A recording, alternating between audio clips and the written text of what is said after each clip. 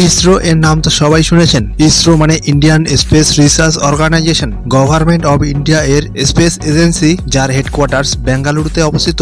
এটি most prestigious অর্গানাইজেশনের মধ্যে একটি, আর স্পেস রিসার্চে ইন্টারেস্ট থাকা স্টুডেন্টরা এই অর্গানাইজেশনে যুক্ত হতে চায়। আর ইঞ্জিনিয়ারিং স্টুডেন্টদের জন্য এখানে অনেক অপশনস রয়েছে। কিন্তু যদি আপনি ক্লাস 12 এর পরে ইসরোতে পৌঁছানোর রাস্তা জানতে চান, তাহলে এর জন্য 3টি এন্ট্রেন্স এক্সামের অপশনস রয়েছে, যেগুলোর মধ্যে যে কোনো এক্সাম ক্লিয়ার করে ইসরোতে পৌঁছানোর রাস্তা খুলতে পারেন। আর এই 3টি এক্সামের বিষয়ে আজকের এই ভিডিওতে জানাবো, তো এই ভিডিওটিকে সম্পূর্ণ অবশ্যই দেখুন। তো চলুন শুরু করি আর জানি এই 3টি এন্ট্রেন্স এক্সামের বিষয়ে। 1 নাম্বার হলো জেইই অ্যাডভান্স, 2 নাম্বার হলো কিশোর বৈজ্ঞানিক প্রোৎসাহন যোজনা মানে কেভিপিওয়াই, আর 3 নাম্বার হলো state and central board based aptitude test মানে এসসিবি। তো সবার প্রথমে আলোচনা করি জেইই অ্যাডভান্স এর মাধ্যমে ইসরোতে জব কিভাবে পাওয়া যাবে। ক্লাস 12 পাস করা স্টুডেন্ট যদি ইসরোতে যেতে চায়, তো তাদের আইআইএসটি মানে Indian institute of space science and টেকনোলজিতে অ্যাডমিশন নিতে হবে। এর জন্য আপনাকে JEE mains and JEE advance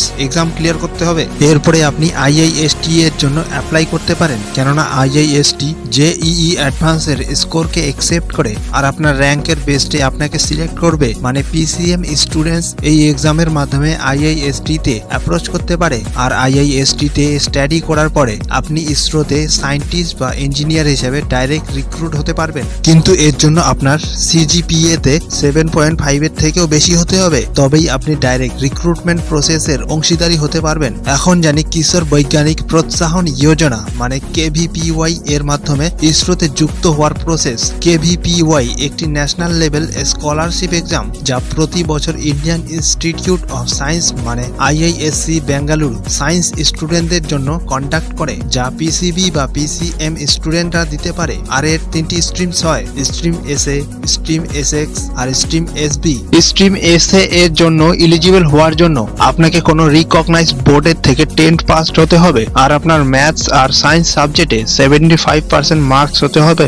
stream Essex এর জন্য আপনাকে ক্লাস 12 এ পিসিবি বা পিসিএম থেকে পাস হতে হবে, আর এখানে আপনার 75% মার্কস হতে হবে। স্ট্রিম এসবি এর জন্য Yuji first year candidate eligible হয়। এর জন্য ক্লাস 12 এ আপনার 60% মার্কস হতে হবে। বেসিক সায়েন্সে ইউজি ডিগ্রি করা ক্যান্ডিডেটের ফিজিক্স, কেমিস্ট্রি, ম্যাথামেটিক্স আর বায়োলজি এর মতো সব সাবজেক্ট হতে হবে। এই এক্সাম অনলাইনে হয়, যেটিকে কম্পিউটার বেসড টেস্টিং বা সিবিটি বলা হয়। এখানে 2টি রাউন্ড হয়, অ্যাপটিটিউড রাউন্ড আর ইন্টারভিউ রাউন্ড। এই এক্সাম ক্লিয়ার করার পরে আপনি আইআইএসসি তে ডাইরেক্ট অ্যাডমিশন পেতে পারেন। আর আইআইএসসি এর ক্যাম্পাস প্লেসমেন্টের মাধ্যমে আপনি ডাইরেক্ট ইসরোতে রিক্রুট হতে পারেন। আর এখন আপনাকে বলি থার্ড এন্ট্রেন্স টেস্টের বিষয়ে, যা হলো state and central board based aptitude test মানে SCB. Indian institute of Science Education and Research IISER এ 5 ইয়ার্স বিএসএমএস ডিগ্রি কোর্সে 3টি চ্যানেলের মাধ্যমে অ্যাডমিশন দেয়, জেইই অ্যাডভান্স, কেভিপিওয়াই আর